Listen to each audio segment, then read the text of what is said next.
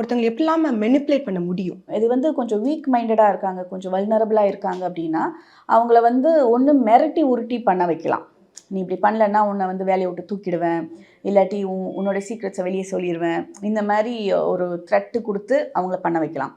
இல்லை அவங்க கொஞ்சம் ஸ்ட்ராங் மைண்டடாக இருக்காங்க அப்படின்னா இவங்க வந்து வீக் மைண்டட் மாதிரி ஆக்ட் பண்ணலாம். So they can play a victim. எனக்கு இந்த மாதிரி ஆயிடுச்சு, நீங்கள் இப்படிலாம் பண்ணாதான் நான் தப்பிக்க முடியும் அப்படின்றப்ப ஒரு பாவ பச்சாதாபத்தில் பீப்புள் டூ. ஸோ அதுவும் ஒரு விதமான மேனிப்புலேஷன் தான். ஸோ ஒருத்தவங்களுடைய விருப்ப வெறுப்புக்கு அப்பாற்பட்டு ஒரு விஷயத்தை செய்ய வைக்கும்போது it becomes a manipulation. And especially when the reasons are not genuine. இப்போ நீங்கள் சொல்கிற காரணம், இப்போ சில பேர் சொல்லுவாங்கல்ல, வீட்டில் ஒரு டெத் ஆனால் எனக்கு லீவ் வேணும்னு. Actually it's a manipulation. ஒருத்தவங்களுடைய சாஃப்ட் கார்னரை நம்ம மேனிப்புலேட் பண்ணுறோம்.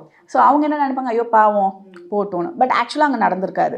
ஸோ இந்த மாதிரி விஷயங்கள்லாம் ப்ளே பண்ணுறது தான் வந்து மேனிப்புலேஷன்.